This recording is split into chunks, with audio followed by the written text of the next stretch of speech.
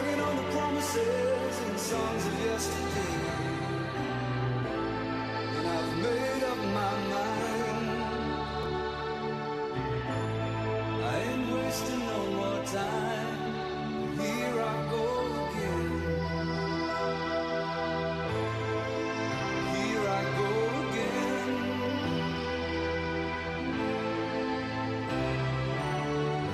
Though I keep searching for an answer, I never seem to find what I'm looking for.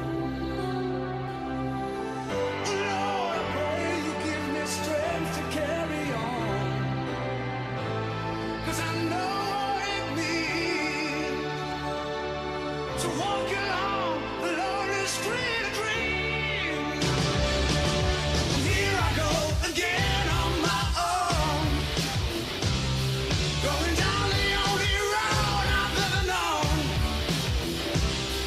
Like a drifter, I was born to walk alone. And I've made up my mind. I ain't wasting no more time. I'm just another heart in need of rescue, waiting on love, sweet Cherokee. And I'm gonna hold on for the rest of my days, 'cause I know what it means to walk along the lonely street of dreams. And here I go again on my own, going down the only road I've ever known. Like a drifter, I was born to walk alone.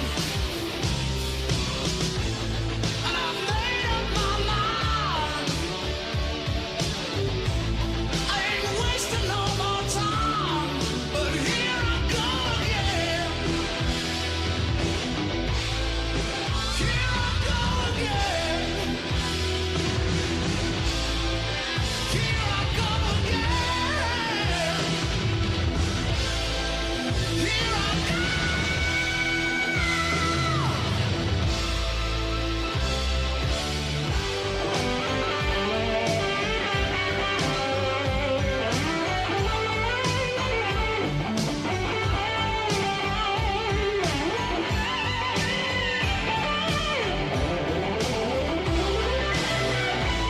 Cause I know what it means to walk along the lonely street of dreams.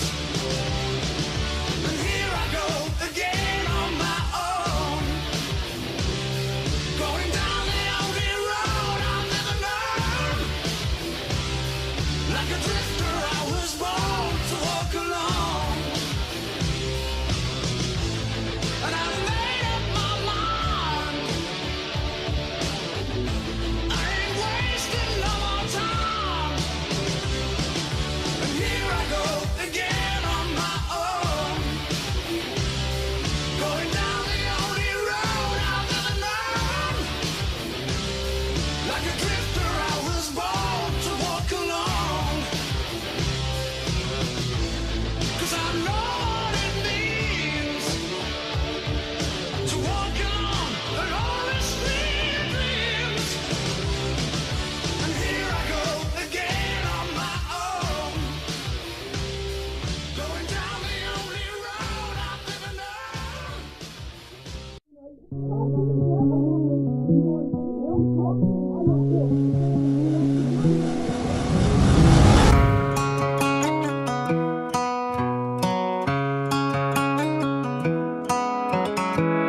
Don't let me down easy. If you're gonna leave me, baby, go and leave me all the way. Don't ask for all your things back, cussing out my name, yeah, just to go and take back what you say. Burn all the bridges, don't ask forgiveness, walk away like I'm someone you hate.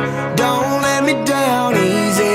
If you're gonna leave me, baby, go and leave me all the way. If it's over, so fuck it. Just don't act like my love wasn't nothing. Like I wasn't the one you was holding that night, telling all of your secrets and hugging. Guess you right, it's too good to be true.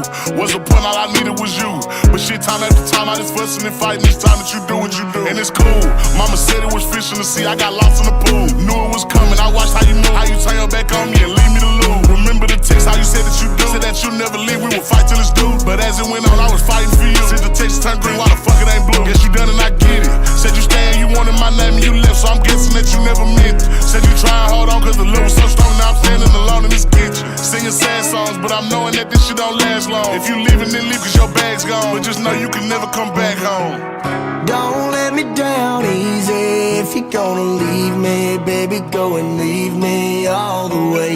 Don't ask for all your things back, cussing out my name, yeah, just to go and take back what you say. Burn all the bridges, don't ask forgiveness. Walk away like I'm someone you hate. Don't let me down easy. If you're gonna leave me, baby, go and leave me all the way. If you say that you done it, no take back. Said you fell out of love and I hate that. But see me, I was stuck like a drug, really feeling for love and somehow I can't shake back. When you walked out that door, I was hurting. All the dreams in my head, you was perfect. You remember the very first time that we killed and I reached for your hand where the nerves at. Time to pass, but shit, that's what it do. It be times I be sick sitting thinking about you. It was death do its part. You gave me the blue, really played with my heart. Left me lost in the field, like the shit was fair game. But you made up the rules. On my heart, left a scar and a bruise. Hope that you can stand on all the shit that you did. Cause I'm done, y'all finally through.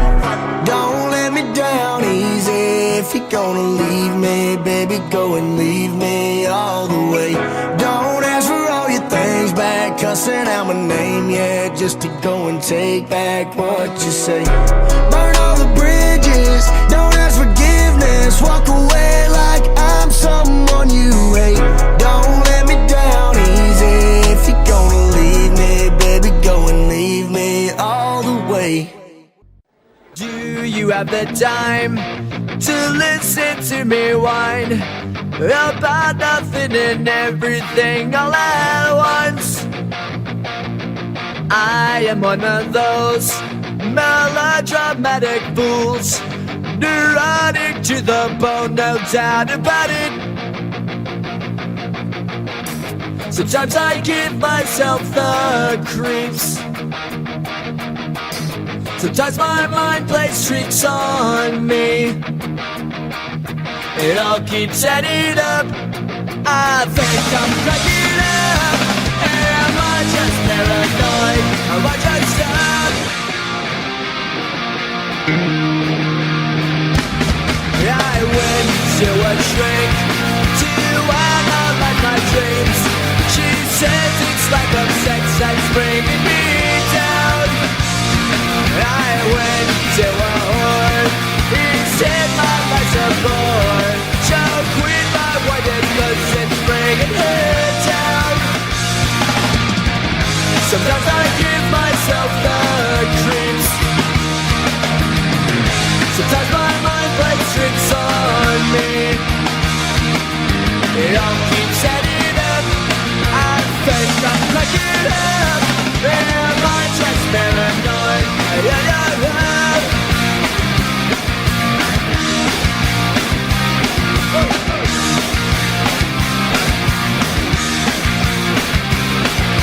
Grasping to control, so I better hold on.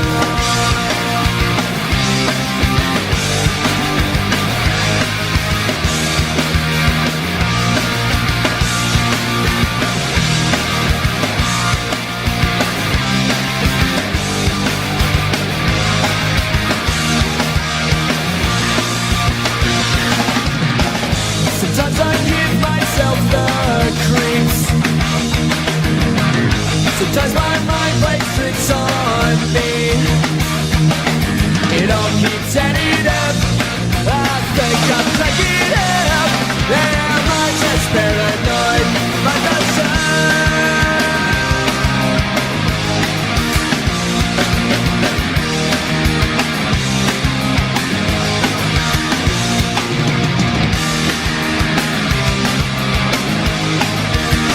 There was a point in time over the last few years where our attrition, our turnover rate for security staff was 60%. If I want to pretend I'm Joe Doe and take your image, your face, your video, your voice, and I want to replicate that, I want to be able to authenticate that and say, hey, this isn't Joe speaking to me. There's got to be something off there. Everyone has a part in the security and safety of all of our guests and employees. And it doesn't stop just if security is in your title. You guys communicate and have synergy with security and surveillance and cyber and even marketing and player development. And for so long, Joe, those departments were sideload departments. I'm going to pull your heart out of your chest and shove it down your throat. Smoke them and then hit them over the head with it. Whatever you have to do, you have to have that kind of mentality. If there's a way out, get the fuck out. Yep. If people paid attention more, there'd be less victims who probably wouldn't have been a victim if they would have been eyes up. If you want to learn how to truly protect yourself and how to secure yourself, you should learn from someone who does it for a living or someone who has gotten away with it. You'd be surprised how well you will do if you just fight for your life.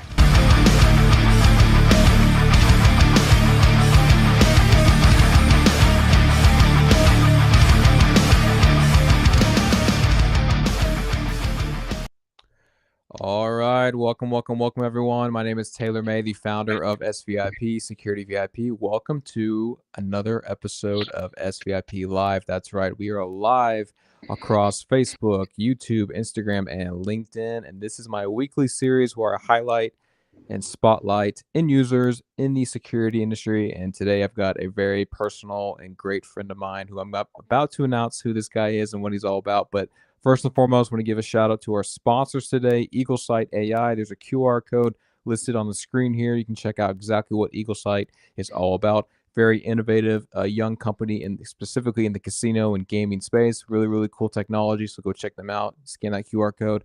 And if you are not a subscriber yet of SVIP, I've also put a QR code here. So make sure you guys subscribe for all the content that we produce here at the company. But I'm excited because I met this guy, our guest here, probably back 2018, 2019, when I used to work for a facial recognition company who actually he's using that facial recognition company today at the casino. But this guy's name is John Underwood. He's the Director of Protective Services for Cherokee Nation Entertainment, sits out of the Hard Rock Casino in Tulsa, Oklahoma. And John, my longtime friend, how are we doing today? Doing well. How about you today? Doing good, man. And John, I keep saying this. We said this before we got live, man. You are a professional when it comes to SVIP. You were one of my first early guests on SVIP with the podcast that I host. So ever since 2020, since now here in 2025, you've been on multiple speaking engagements with SVIP, whether it's conferences and panel discussions in Vegas to even your own casino earlier this year. So welcome back, my friend, and it's great to have you. Thank you. I appreciate it. And I was going to ask you this anyway, John, but John is obviously just like me. He's one of the good guys. He's obviously OSU, family. So go Pokes. That's right. He's got a little Pistol Pete in the background. So he's one of the good guys. Can't say that about his peer Josh, but we won't talk about him today. But John, for the people that are tuning in, and I want to encourage my audience, if you have a question for John, please drop your question in the chat functionality. There's a chat comment section. I will highlight your comment or question to John for him to answer. But John, for some context, my friend, let's tell the people exactly your background and experience. Okay. Well, I'll start with the gaming side. Came to the company in 2005 as an armed guard, actually. That was, honestly, I applied for thinking I would get a little part-time job just to augment going towards the holidays. When we did that, honestly, I went full-time. I said that a few times, but went full-time because the benefits pack and all that was actually paying them better than a lot of the departments were, where I was really looking more for full-time law enforcement stuff at the time. So saw kind of the opportunities and benefits and just started to really put all my focus into this place. And at that time, we were not a Hard Rock. It was just Cherokee Casino, Catoosa, Oklahoma. And they had eight properties at the time. So within about a year, I started to promote into a bit of a leadership role, give it about another 2, did it again. So kind of did that whole lead supervisor type role. Worked in our security operations center on site for a number of months. I had trained in there early on, did some cross training with surveillance as I was working my way up, and had an opportunity to go out and run as the site manager for security for our horse track facility at Will Rogers Downs. worked out there for a couple more years and actually kind of founded our internal firearms training program, pulling that all internal, not having to depend on any outside help for that. We also started moving into all of our first aid, CPR, any of that type of training, pulled that into in-house trainers that had gotten certified or already were, and really started to kind of store our knowledge base and develop it internally to push that out to our different sites and keep everything very uniform. Uh, Worked on a lot of projects, and that was kind of always my mantra. I was the project guy. So whether that was about firearms training, firearms selection, the body armor we were using, um, first aid equipment, all those things, that was always what I kind of dove into is what's out there and why are we using this? What should we be using? What does everybody's research say? You know, why is this group or this litany of groups moved to this product or this device? And kind of felt like I was getting a little bit stale for a little while. So in 2013, Josh, who we had been peers and he'd been my supervisor or vice versa type thing for a while, um, we were both different site managers. He was security manager at Hard Rock. I was security manager at Will Rogers Downs. And in 13, he moved over to surveillance. And like I said, I had worked with our security operations center, you know, cameras, alarms, all that. Dispatch was in that role. Done a cross training with surveillance. I was like, you know, there's another thing to show what else, you know, I can really put my finger in and try that on. And applied for a position that was open, ended up as the Hard Rock, primarily security manager at that site, which also included joining in. I had the Will Rogers Downs facility under me and one of our other smaller sites. Ran those for a little while, and we noticed another problem. We had a little issue with our equipment and the way our support plans were set up for all the sites, and kind of dove into it like I did the others. You know, Josh is a contract and a numbers guy, and he's going to do his research about costs and the wheres and whys. And I dove into the equipment, and we did a massive upgrade. I started kind of being handed a lot of the role to make decisions for that on multiple sites. IT was handling our primary support, and their management wasn't always seeing what we thought were priorities. And actually, their VP at the time came to ours and said, "What do you think about these applications engineers and the field technicians? We pulled them out of IT, moved those over to surveillance. They're under all your supervision, and you know, we'll go ahead and support your infrastructure on the server side and the back end of the network, but the rest of it's yours." So we did that. And in 16, we stood up our own surveillance technology department, and I moved over as the manager of that, and which I've been in until a month ago. So done a lot since then, tested a lot of equipment, a lot of applications, made a lot of good moves, and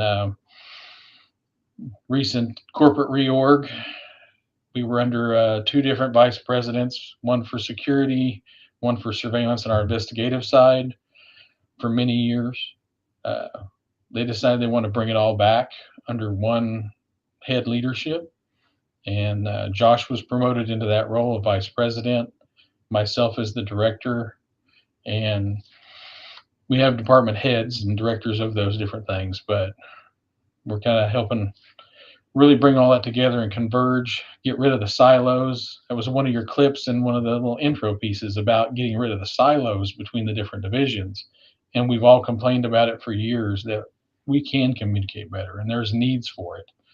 So that's what we're working on right now. I've got a month of running really hard, and I'm doing a lot of time on everything from body armor updates that, you know, things that are coming up due that we need to get ready to refresh those.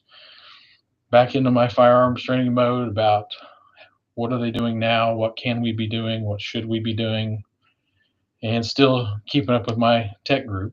But I was able to, in that little progression, we were able to promote our project manager to kind of be the day in, day out head of that department. And he is a wealth of knowledge, and I would put him against anybody in access control, especially. Can I just say, John, that it's about damn time that this has happened.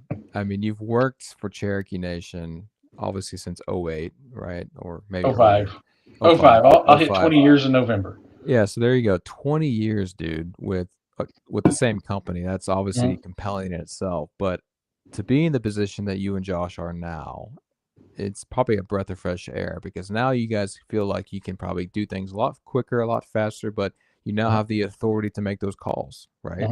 And so I am just, as a friend of you guys, I am just genuinely proud of both of you, and obviously Kate, my wife, is genuinely proud of both of you. We couldn't be more excited when we found out the news, and I just know that Cherokee Nation Entertainment, as well as the whole company, the business, the other departments beyond the casino side, is in good hands with you guys at the helm. And honestly, employees and customer experience. We talk about retention. You heard Joe Doe talk about attrition and retention rates, which is viable in gaming casinos. And we'll hit on that a little bit today, but I think it's just a breath of fresh air. It's obviously good for the business. It's good for revenue. It's good for employee satisfaction. You've got a great team. Obviously, referring to John Warden, he's done incredible things, taking over your previous role. So I know in confidence he's going to excel there. Yes, he is. I'm excited, man. I'm excited for you guys, and it's great to see the from the outside in looking at you guys. It's really, really cool. So thank you. But I want to get to the crux of now, like, Director Protective Services. We hit it on the siloed aspect. Obviously, Joe hit on that too, because you're right. And back when I first met you, it was a siloed approach. It was security had their own thing, surveillance had their own thing, compliance, etc. But you and Josh now are managing both security and surveillance, as well as calling this the Division Protective Services. So I know it's only been a month, right? It's only been a month. You're still new, but how has that transition or merge been so far for you guys, taking over the additional responsibility? Honestly, I think it's been great. We worked very closely with the director of that side already. Great guy. I mean, he's his own wealth of knowledge, especially from the law enforcement side. He was the head of our highway patrol in the state for a few years and had a whole career there before he came to the company. So when you talk about administrative knowledge and how to run large departments with that many personnel and dealing with kind of that same public order mindset that they did with the Department of Public Safety there for the state, I mean, he's great. So the thing is that we are now on that kind of same plane, and even moved offices, cohabitating in the same area, where we're just day in, day out, just in and out of each other's office about, hey, I just saw this, or did you hear about whatever the incident might be, and can all think through it and work towards, kind of how to best deal with things, or how to reshape what we're going to do for training next. Where it's just this constant constructive flow of what's going on. So we're only really like 30 days in, and already getting good feel from frontline staff. I spent actually we all did. We all went to different sites and roamed through them and spent days at a time visiting with frontline staff, make sure they felt good about it, what they understood, did they have questions, and just make sure they understand we're here to support the front line, because they need support from above. And we've seen it both ways, where they do get it and where they don't. And we don't ever want to be that roadblock. That's one of the things I liked about you and Josh a lot, is because you guys knew, every single frontline member on a first name basis beyond your jurisdiction of your role, right? And Josh, you guys have been doing that since I first met you. You guys knew everyone. And I think that's good for maybe people looking to work for CNE, working for Cherokee Nation. You have executive leadership now with Josh and John that want your feedback, want open door policy, want to be respected, but also want to be heard, and I think that's viable for retention. I actually had an employee say that, kind of just more commenting to his peers last week. He said that all he had was one thing to say whenever Josh and I were in the room last week. And he said that is one thing that he wanted to make sure everybody knew. We stopped and talked to him every time we met him in a hallway, at an entrance, something like that. And we weren't even in his department. But for years, that has stuck in his head about having that interpersonal relationship. And I don't mean that to that detrimental point. We knew his name, know things about where he lives, what he likes to do. So there was this conversational thing that he felt more valued by us from a different department than he did at times his own leadership, different times that he's been there. So it is that thing about that full buy-in. And, to Joe's comments, and you mentioned about attrition and all that, it's a struggle everywhere in the day and time we're in. Economic ups and downs, cost of groceries, cost of gas. And, there's got to be more than that basic wage that brings them back every day. And being valued, and that you're invested in them, not just them investing their 40 hours a week or whatever it might be, but that they're feeling valued more than just come in and fill that gap of this head count. Well, I mean, and you heard Joe say in the intro video too, with talking about security as a shared responsibility. Everyone plays a part in that. And so even someone that you just mentioned who doesn't fall underneath your jurisdiction, and they feel open enough, and they have that, that relationship now with you and Josh to say, look, if I see something wrong, then I now have a pathway to communicate that to, but they don't feel like it's a burden, Yeah. I mean, for years, there's always been this, especially in the gaming side, probably a little bit in the commercial, of this complete separation of surveillance, and that they don't talk to their employees, they don't eat in the employee dining room, they don't walk out on the gaming floor, they work in their space, and they're kind of this unseen portion of it. But something I learned in physical security a long time ago was, if I had a relationship to where they knew who I was, they knew I took things they said to me seriously, that the very entry-level frontline janitorial worker, dishwasher, cook, whatever it is, knew that if they talked to me, it was something I would check into. Even when I was a security supervisor working the gaming floor and in the parking lots and things, they knew that they could say something to me about it, and I would check into it, and I would put value into whatever that report was.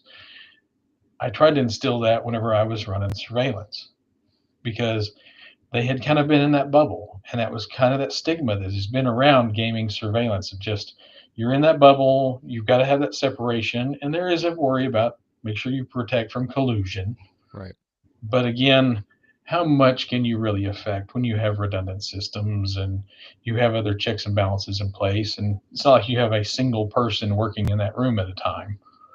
So, I encourage surveillance personnel to go walk the gaming floor, to kind of get to see the behavior and mannerisms of people from ground level, to get a little bit more feel of how the employees interact and how certain things are done. Go walk that floor, see for yourself what it looks like whenever they are cutting somebody off from alcohol service versus just watching it abstract from a 45-degree angle from a camera mounted at, right, 29 feet in the air. And really see kind of what all that noise is like and why the radio traffic is what it is, and those things. And some of them, it's a part of their daily, work life. They come in, check in, do their thing, get set up, get logged in. And when they're going to take a break, they go and walk across the gaming floor to do it. They don't just follow the back of house hallways. They get a feel for what's the feel on that floor today, who's out and about, some frequent flyers that you might have. May not be somebody who's into anything problematic, but it's people they see day in and day out passing their views.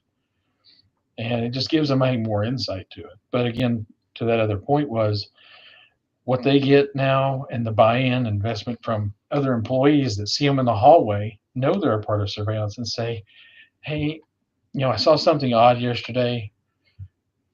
I thought I needed to tell somebody, but I didn't know where it would go. But I know you work over there. So they'll tell them, knowing that's where they're from, versus that we're the invisible employee model. And you know what that's called, John? It's called culture, and that doesn't cost a damn dime to implement something like that. So that's I love hearing that. Yeah, see something, say something. Programs are great, and they have great value. But when you can get more interpersonal connection, and they know that this person sees value in it. It's not just going into the, blank space of some messaging system to text in my worry, worry that I just came across. Right.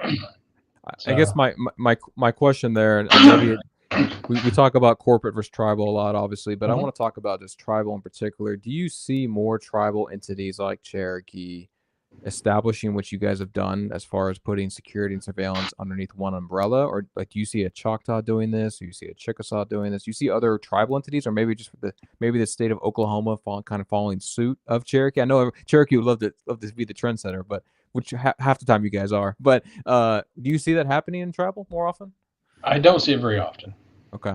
I don't. I will say there are a couple that, to my understanding, at least fall under the same leadership. But about their day in day out dynamic, I'm not sure. What that looks like. I mean, they may work really great together, but I don't see them on that day in day out to know. Well, yeah, I mean, you look at corporate casinos, obviously, with like Zach and his crew at Resorts World, but that surveillance is separate, and you got Matthew Forbes leading security over there at Resorts World. So there's, I mean, obviously they communicate, but it's two different. It's still two different departments, right? Right. And I know there was some regulation written at different times that really did specify that division. And in tribal gaming, there are a lot of surveillance departments that are run solely by their gaming commission. Yeah. And we were kind of in that minority at the time of us running it from the company ownership side. So, I mean, there's different ways. There's one that, to my last understanding here in the state, that they run it with, it is almost like a tribal department. It is not a part of the ownership, and both sides do reside under that. Gotcha.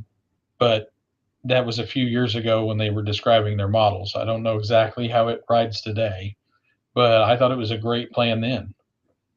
Because even then, you pull any collusion that, honestly, security and surveillance were a third party set aside from the C-level suite, making any hard decisions in the middle of something, and they were outside the gaming commission. They were over here as another department of the tribe.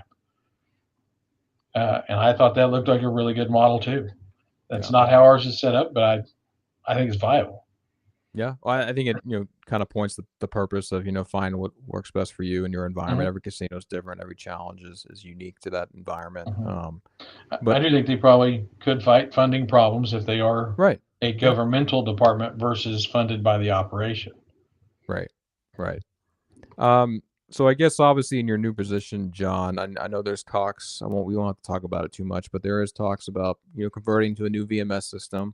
But also, I guess what has been the main priority for the new job right now? Is it making those that monster change to a new VMS, or is it getting everyone on the same page? Is it obviously entertaining frontline? What's your main objective, I guess, for the rest? Big priority right now is making sure everybody sees the value, understands it, have any questions about the consolidation there.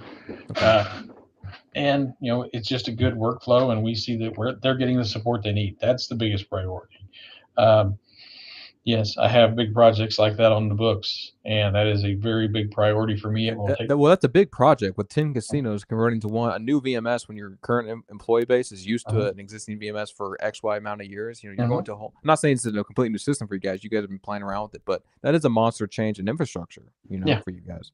Yeah. So it's going to be new for everybody, but I think it'll be good, and it'll help them consolidate things. I'm a big one pane of glass guy when it comes to end users. So, I don't want to get myself stuck into something, but as long as I stay on open platforms, I'm cool with it. And there's always that conversation, open versus proprietary. We know where you stand there on the side of the line, which I agree with. Open is the way to go. We talk about, obviously, Richard Marcus is tuning in right now. You saw a couple comments come through from Richard Marcus. Yeah. Obviously, I've said this before at his conferences. I love learning from people who used to take advantage of others personally, whether it's a black hat in cybersecurity, whether it's someone that used to rob people for a living, but now they're on the good side of the fence. Like, I love learning that kind of weaponization mentality, nefarious mentality, because a manufacturer can talk about the bells and whistles of a product, but if you learn from someone that was, exposing the casino by themselves without any product, just maybe just some tactics, techniques, Richard Marcus is the reason why he's been successful.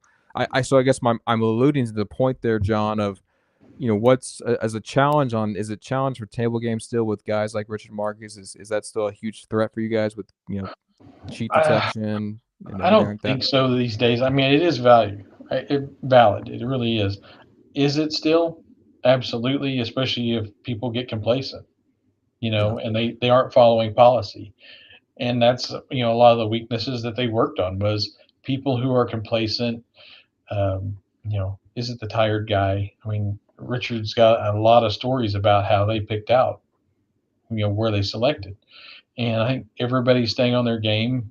But again, it's the engaged employee. They see value in their job, not just there to make money. They see the importance of following those policies and making sure they don't step outside of it and being attentive. Um, I do think they're still valid issues to watch for, and especially in commercial because they have such heavy table games play. Oh yeah. I mean, in Oklahoma, our big thing is it's the slots. The slots is what drives business in the Oklahoma market. And you look over at the other facility that the company owns in Mississippi. That one, it's on the other side of that. They do have a lot of slot play, but table games is just booming business in that commercial market, and it's in every facility I've ever been in. You know, that's not a tribal organization. Table games may be good, but it's never been as good as slots. In my experience in tribal. And table game challenges, obviously, you get the human error is obviously at fault with dealer payouts, dealer, irregular activity or player behavior when it comes to table games. Obviously, I think credit to Richard Market's success, technology wasn't as far advanced as it was in his heyday when he was ripping off casinos. But I would like to think that we've evolved, hopefully, the last 20 years with better technology, including the guys sponsoring the discussion today, EqualSight, with a solution that can help advance, the human error or help out with the human error. Because obviously dealer errors happen, obviously They more do. frequently with, They the corporate side of gaming. But And you more of guys those have things that you can take out of there, yeah. and eliminate because you can only catch what you saw. And if you haven't had a reason to review that play because you were watching different tables or there was some type of medical incident going on, unless something drew that pit boss's or floor lead's attention to it, or the dealer caught an inkling that something happened, you don't know what you don't know. So I think tools like that have great value. Yeah.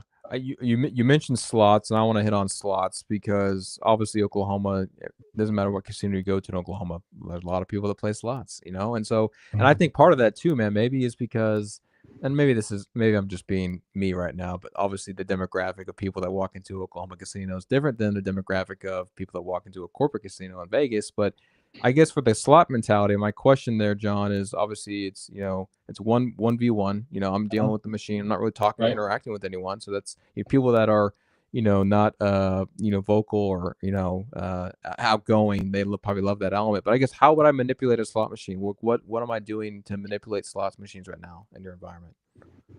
That one really takes some extremely deep knowledge. It's not as simple as most people used to think. They used to have all their other little gimmicks when it was all mechanical, but these are still randomized servers now. So there's so many levels deep to how that's got to go that it has to be very specific, almost a bug that has to be sought out. And there's a lot of information out there about those things that it's crazy what's happened over the years. It's a software fluke. And, how does it get out? You don't know, but you see it next thing on one of these websites. And there are a number of websites dedicated to sharing these things. And you'll find they've got their own little community. Hey, I tried this. This was the video that I saw on so and so. And it's usually where they found some new theme, new platform by one of the vendors, has an oddity, and they just try to take advantage of something that exists. It's not that they're doing anything real special, other than they know what happens next, or they think they have an insight to it. So that one's its own animal. It has to really be sought out differently. And honestly, I've spent more time on the technical support side that you get into. Josh has probably spent more time with the gaming folks to really dive into that one than I have.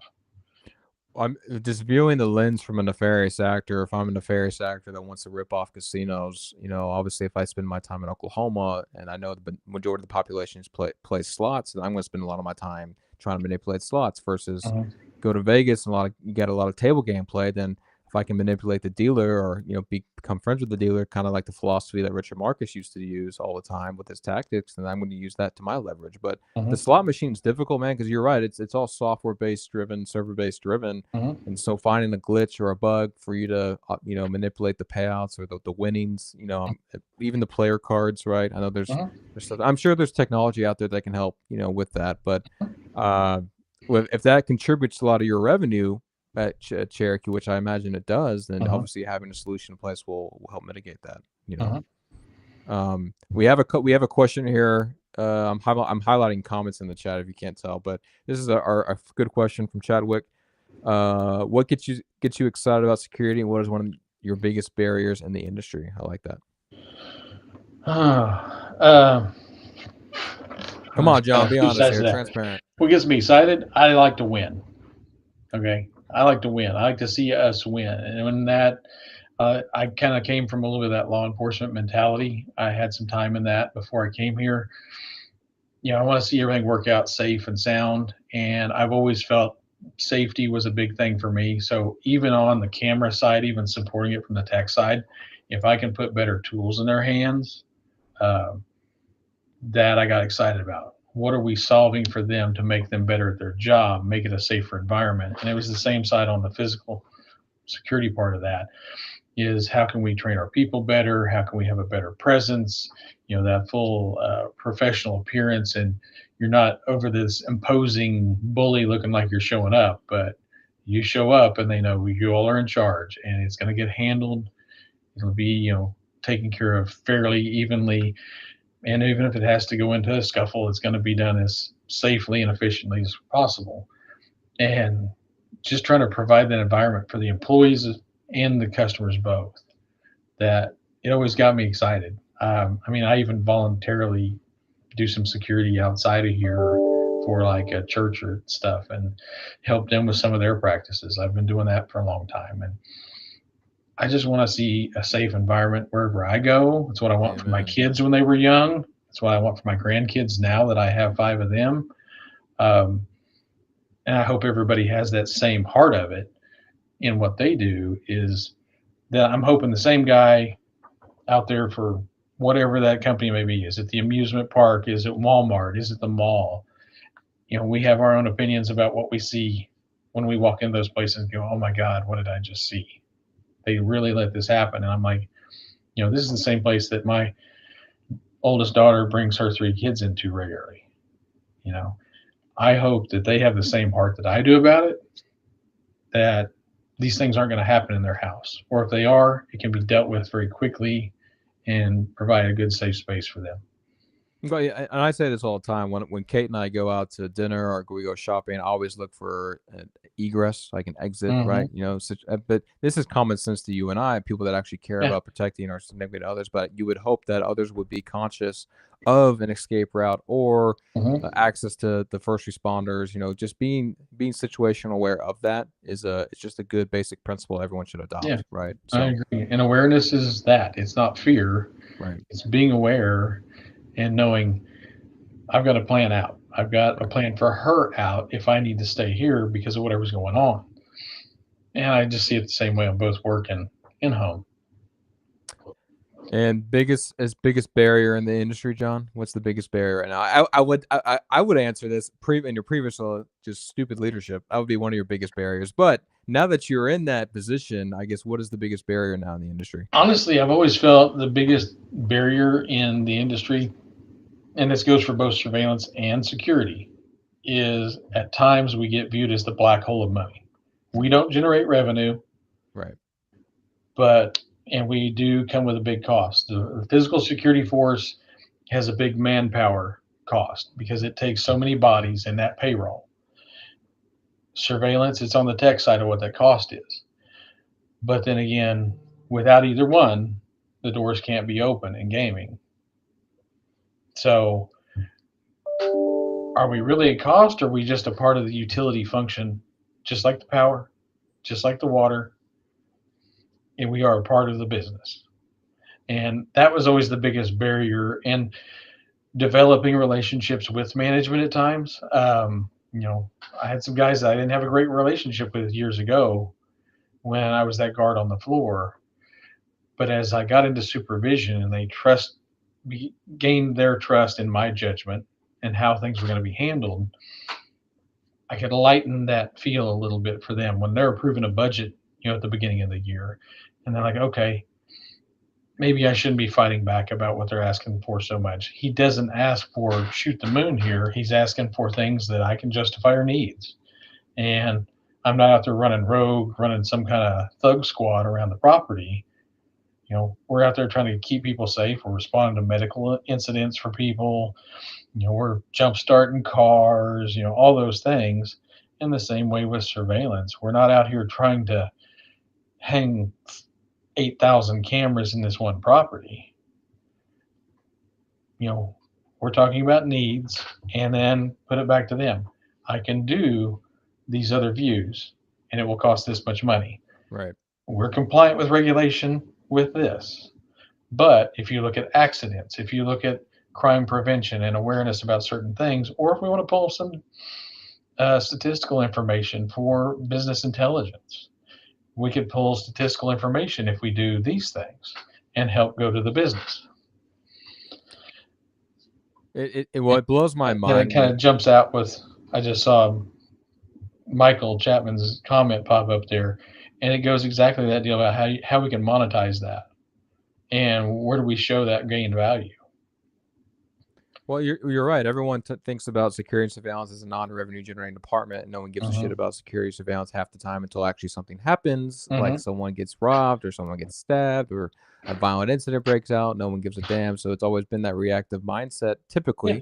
But I would like to think now, John, we've moved past that, we've matured that, and other people in the business understand that. Number one.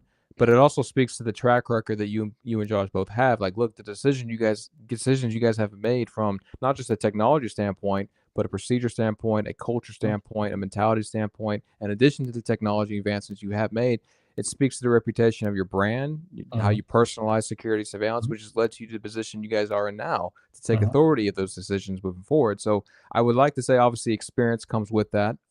Maybe early on, you needed to be in that position for whatever reason. But, I think it probably took longer than expected to be in this position, which I hope that looking at other casinos, that if you have someone like the caliber of a John Underwood or a Josh Anderson at your casino, like cultivate around that. Because you're right, man, we always typically are an afterthought. And this is not to discredit table games, not to discredit marketing. I understand the revenue is right there with all those guys, but and they've got their job to do, and that's their focus, right? 100%. And I want to point back to Michael Chapman, which we all know Michael Chapman. We love the guy to death up there, Delaware North. Thanks, Mike, for the question. But John, it would be great to hear what your thoughts are about AI, both in the hands of the surveillance team and nefarious actors. I'm probably the odd one in this. I don't know. I still got to see the value. I trust people, and I do trust applications. I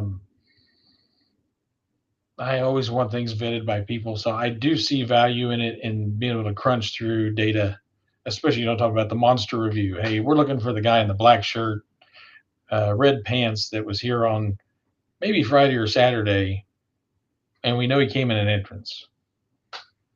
And so you got 48 hours and about 82 cameras to go through, to be able to push that into AI. I think it is going to be a big help and lift some of that load off the back of surveillance. Am I still used to those rock stars that are in that room every day that you give them a bone like that and say, go find it, and be knocked out of the park with this 30 minutes later? Okay, I got your guy. Dude, this was from 2 weeks ago. And they're like, yeah, I got it. And here they are sending me still images. Like, this is the one, right? They're always going to knock me out with that. So working so closely with them over the last 12, 13 years. I'm always going to value their input because of them knowing behavior and things like that. I think there's a place for AI to get there. To your notation about nefarious actors, yeah, I think AI is going to be a bigger problem every day now. Well, And when you get into everything, we were worried about Google Glass when it first came out, but now and that's before this level of AI at everybody's fingertips. But now you've got everybody doing it. Ray-Ban's got their own version. What that can do. You used to not be able to use cell phones at the tables. Now everybody wants to be live and hot with their social media and what they're doing with it, and everyone wants to be an influencer and have their TikToks and whatnot that they're throwing out there.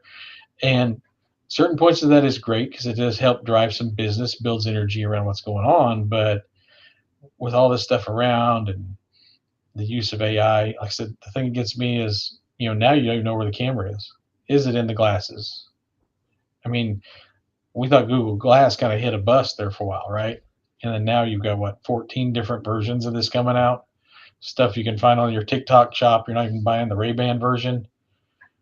And so we're just going to have to be more diligent, like I say, about the complacency and procedures. And, are we going to be able to put blockers in and shut down cell traffic? No, we're putting in more and more Wi-Fi to make people want to stay longer so they can stay connected with their friends and see what the feed says in between their spins or whatever.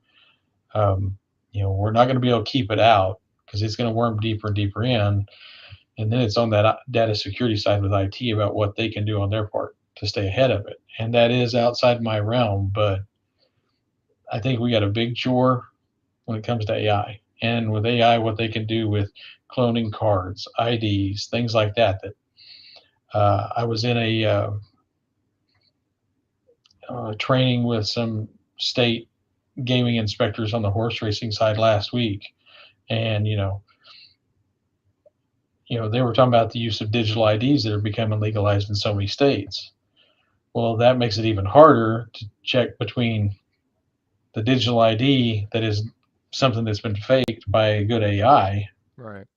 where you can drop that in some AI engine for free, and you're duplicating this with a professional license to get in and out of some of these facilities. They will not accept that, and I'm glad that they're not, because I think we'll see more and more of that happen. You see this electronic ID, all you do is hold up the phone. Well, they didn't have to put it on the right stock to see the holograms in it. Does it have the proper seal on the back of that ID? You're just seeing this digital rendering. Well, the weaponization of AI is common, and obviously people bring up deepfake technology a lot, being impersonation of maybe yourself or an executive, whether it's your audio, whether it's your face, your name, image, likeness, right, all that stuff. But for so long, John, there was never really a solution for a deepfake or an AI weaponization of AI, and so I found a company called Swear, which is a new company, but it's patented technology, and they actually authenticate. Pixel by pixel, frame by frame, metabyte by metabyte, all over blockchain technology, and it tells you whether or not this video, this audio, this message is actually legitimate or it's fake. And that it could be a split second where it's off, and it will tell you that, hey, this is not a legitimate recording. So I think technology now is finally there. I always promote Swear. I don't get endorsed by Swear, but I saw it because what concerns me the most, and I'm going to allude to Mike's question here, but what concerns me the most is obviously a father, your father, granddad, grandfather, of course, but schools with kids, what's happening is kids are being taken advantage of because they're getting impersonated by someone who's trying to be their parent or a relative to gain access to personal information, confidential information, or, God forbid, be sex trafficked. So that is happening, which is why I'm so passionate about that company Swear, because they can help authenticate all that and eliminate that. But to Mike's point, I want to ask you this question. In education here in Texas, they've mandated to remove cell phones, so kids can't have phones inside classrooms. And so there's old controversy and pros and cons of that here in the state of Texas. But for casinos, do you see any kind of mandate happening around AI, to Mike's point, around, maybe you have to have some kind of face rec solution, or you're going to have some kind of LPR solution? Do you see a mandate of that caliber happening at all for the casino sector? I think it's probably going to depend on the environment itself. It'll probably be case by case. Is it some special, maybe in a high limit room, things like that? They might start to restrict it. If you're going to be in here, because stakes are much higher, maybe we're going to pull something like that. But I don't know. There's so much that churns business now through the energy around social media and about trending, that to keep kind of there in the comments and there in all the recommendations, that seeing them keeping them out, I see there going to be less and less emphasis on that going forward.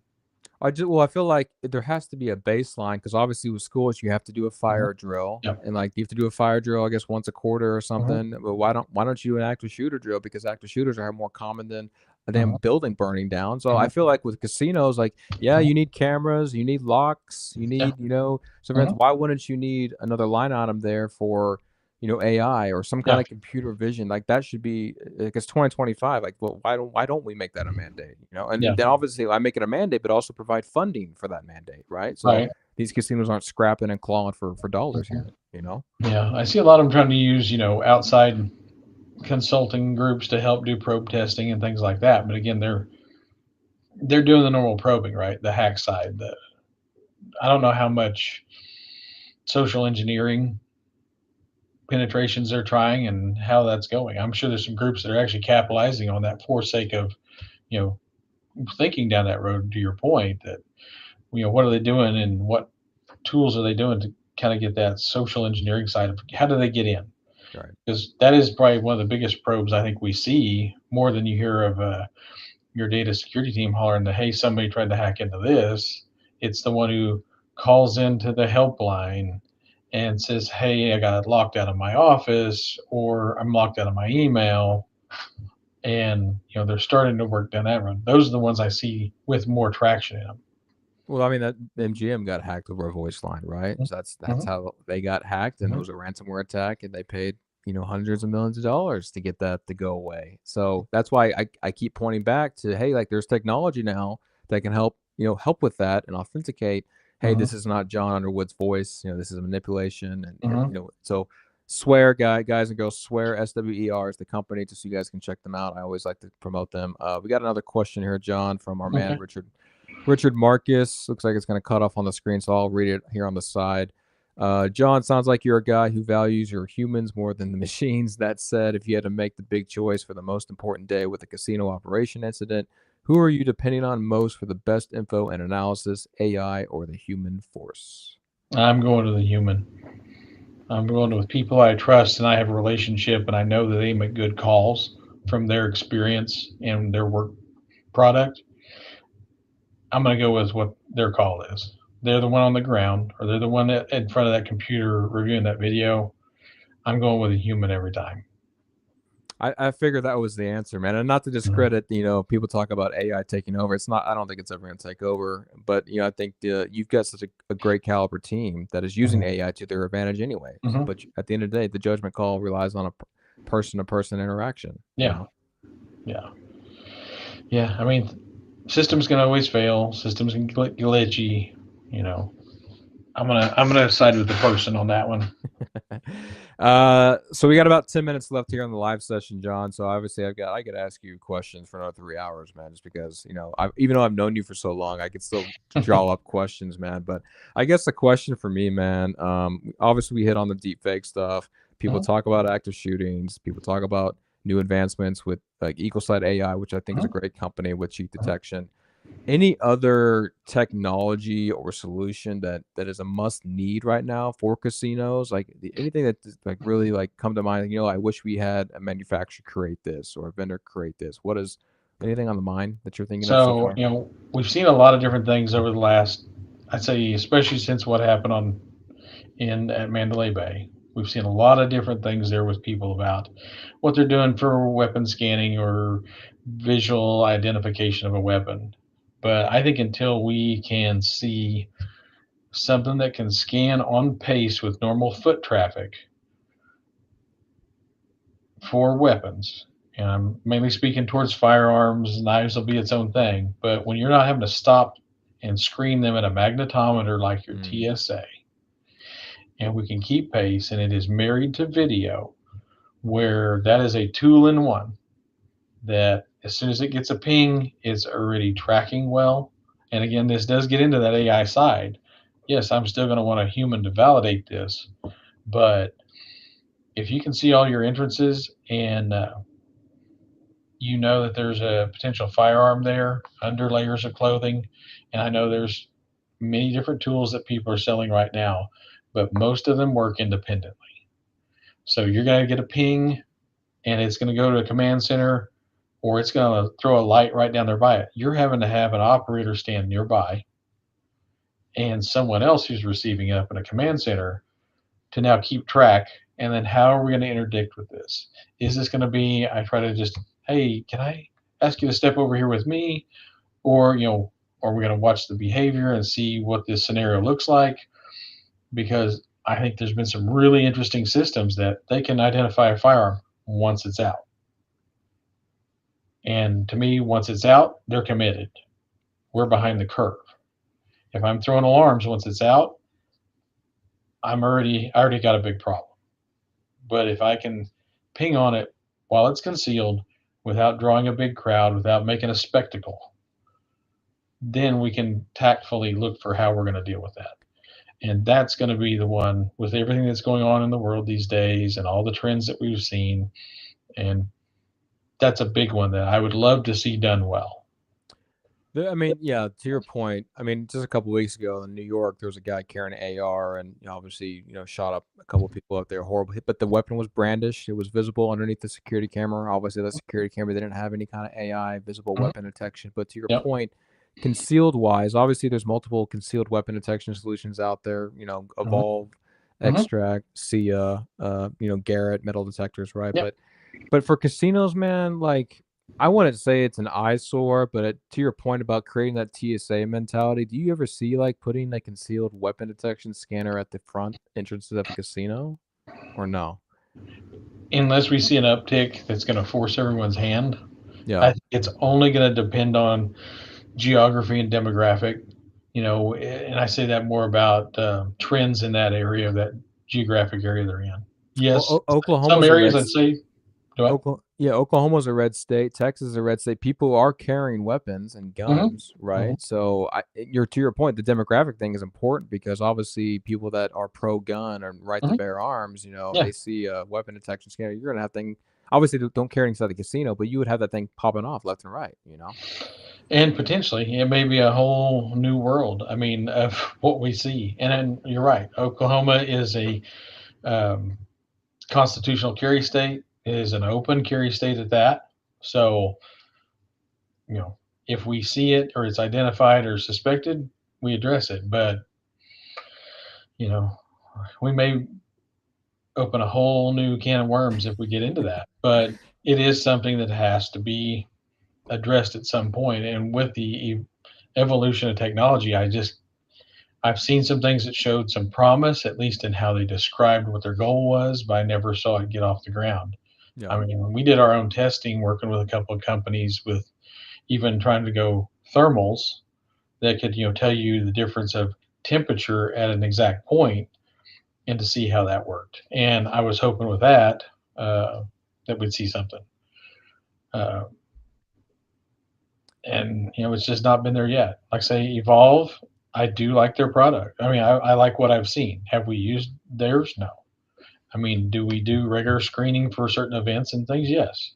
And, got your CHE image, scanners out and all that. But that's what I hope to see progress in.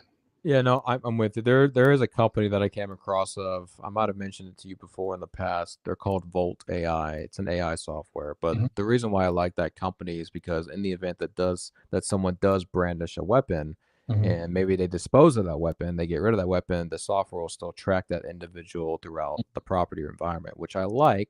The only drawback there with a technology like that is you're limited to the camera, right? So if there's not a camera there, you can't really track the individual. But that tracking element is key, especially for someone that maybe gets rid of a knife or a weapon of harm, right? So you can still figure out who that person is. So that's a technology that I also like. But also, I'm it's the needless task of incident reports, and being able to maybe automate that a little bit faster is always helpful too. Instead of handwriting those, that's Yeah. always helpful. Oh yeah, because I mean, we still have a lot of people that even though they type away on their phone every day, sentence structure, Time paragraph format consuming. is not their forte. So Yeah, yeah. Another question here from Chapman. Thoughts from both about actual armed TAC teams and casinos, TAC teams. Mhm, Vegas adopted them after the Mandalay shooting. mhm. Well, I mean, we do run a heavily armed staff, and I say when I'm talking about heavily, the ratio of armed versus those that aren't. Um, I have proposed similar in other roles in the past, just whether that's a ready portion of every shift, and they are of course in the same uniform as everyone else. But if something were to cook off, they are kind of those point people. I do know some of the groups in Vegas that would run the full out teams that are just on standby, and they're not down there walking the floor. They are just truly on standby. And I do think it's an interesting concept if you can justify it. I mean, if you know your normal stats about what law enforcement reaction time is, I mean, again, it's reaction. So at that point, what is it? Are you a Vegas where you've got Metro out there in and out of the facilities, in front of a lot of them, depending on what the energy's been like or what the history is, what's been going on in that area and trends have been? Or like us, you are a site of your own. There's no other casino around you for a certain number of miles, whether that's competitor or your own. And you're looking at a city municipality, responding to you when they've been out working a wreck nearby. They're not on site. So it'd be really interesting to get deeper into that. I think that has value. Now, again, what size of facility can they justify that extra staff? Right. Uh, it is going to be its own argument. And that'll be the argument with whether that's management or with the municipality about how they support, because The just with law enforcement, and I've heard it from guys before and after being here, that some of them love coming out and responding because they like working with our staff and have grown relationships. There's law enforcement officers that I've known from working here down on the floor that we still talk regularly. But there's some guys that think that dealing with those guards and stuff, it's like I only go out there if I have to. And, how is that response going to end up? So there's value in that kind of TAC team or CERT team, whatever you want to call it, for these facilities, because you are at a certain point in the size, you are a city of your own. right. You've got more people in house than the population of some of these towns that surround us. And, you need those options. If there's one industry that I think needs armed Mhm. individuals, is schools, man. Mhm. SROs, I think, Oh, play a yeah. viable element for every Mhm. single school. And I wish Oklahoma, and same with Texas and Florida, would make a mandate to say, hey, we have to have funding and bodies with SROs inside Oh, schools. I Uh, agree. I've had some really strained conversations with the superintendent when my kids were still in school. And at the time, the city wasn't being very supportive either of them trying to get involved. If they didn't have a grant to help support it, they weren't wanting to fund it 100% in that small town in which we live in. And honestly, the current sheriff in that county, he finally just drew a line in the sand and he's like, okay, we're doing it. And he got the support out of the county commissioners to help him fund it. And any school that did not reside in a city limits that had their own SROs out there, the county sheriff's office is providing them. mhm. So, and that's even if it's in a city limits that has their own department, that sheriff's office is providing school resource officers. I love it, man, because actually one of the things that I'm doing now at SVIP is we're taking a portion of our revenue and we're Mm-hmm. donating solutions or technology to understaffed and under-resourced environments. So, in fact, we're giving a whole new security equipment and cameras to a church in Florida next week on SVIP. So we Very bought nice. bought the cameras. They're Hanwha cameras. I know Mm-hmm. they're access cameras, but they're Hanwha cameras, nice Uh-huh. cameras. We're doing the cabling, we're doing the install, and this is just a donation to a church that severely needs new infrastructure. Uh-huh. They don't have. I think they've had analog cameras for years. Yeah. And so something like that, I think, is if you find more good individuals or companies or Samaritans that are worth that can donate SROs or can donate technology or can just do that on someone's behalf, I think goes a long way to making a better, and safer future. Oh yeah. I mean, anything that's like that. You mentioned church, nonprofits of any kind that are Right. serving their community. They're going to have people at some of their worst coming in their doors. They have 100%. needs of their own. They have emotional or psychological needs that they're coming in there for some type of support. Uh, those things can happen, and to see them get some extra support in that to help protect them and keep an eye on their staff and the people who are, attending there is great.